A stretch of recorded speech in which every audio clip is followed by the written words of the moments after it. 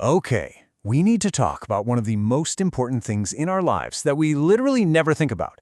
It's the foundation of our entire modern world, and it's disappearing right under our feet. I'm talking about sand.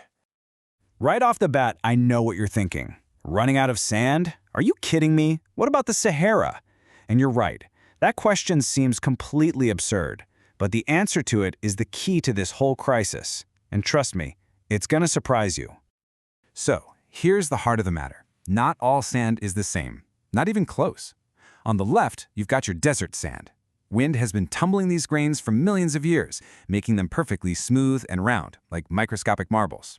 But on the right, that's the good stuff.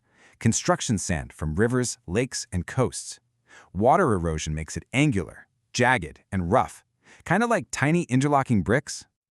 And here's the thing. You can't build a skyscraper with marbles. They just slide around.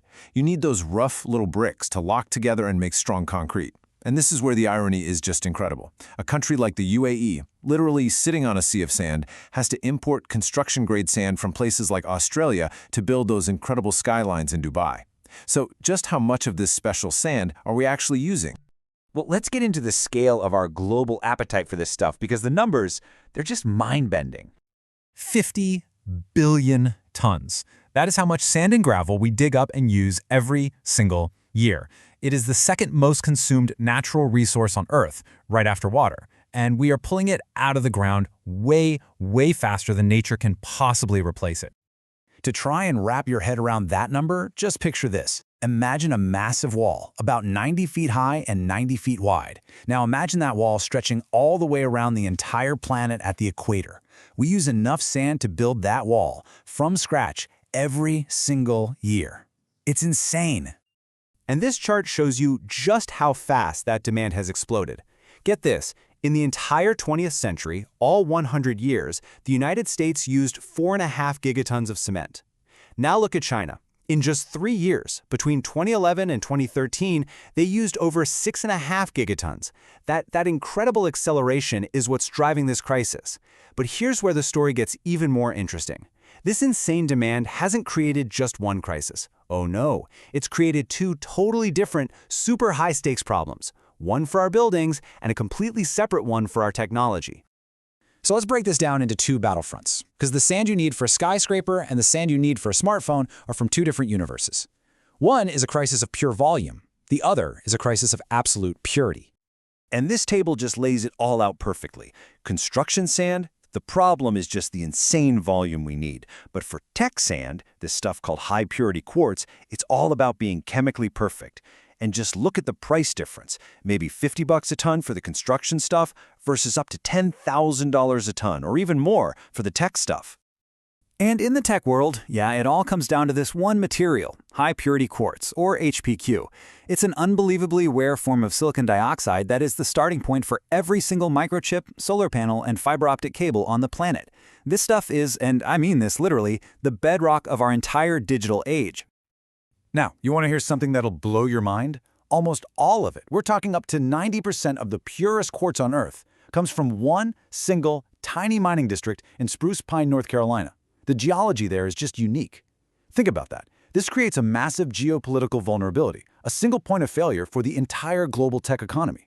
But while nations are strategically competing for that rare tech sand, the fight over common, everyday construction sand, well, that fight has become shockingly violent. So who are these sand mafias?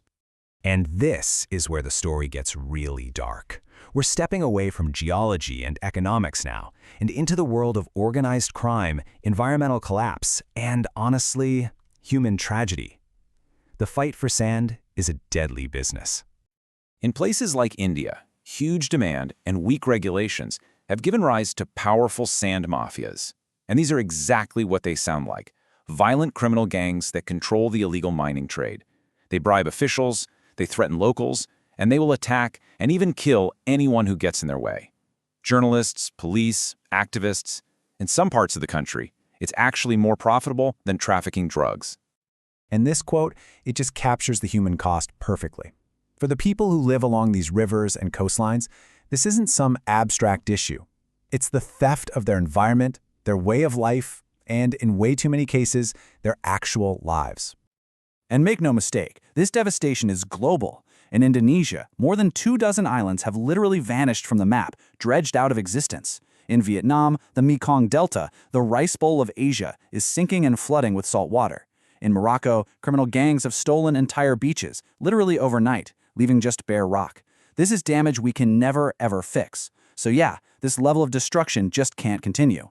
But with our entire civilization built on sand, is there actually a way out of this mess? Well, funny enough, the answer might be hiding in our own garbage. Okay, let's end this on a note of hope, because the race is on to solve this crisis, and there is some seriously brilliant and ingenious stuff happening right now.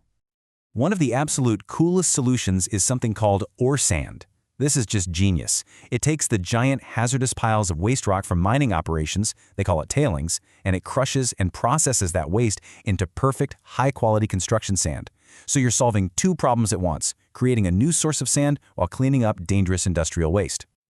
And it doesn't stop there. The whole toolkit of ideas is getting bigger. We can manufacture sand by crushing specific rocks. New chemical binders are finally making it possible to use some of that useless desert sand. There are even scientists using bacteria to literally grow cement.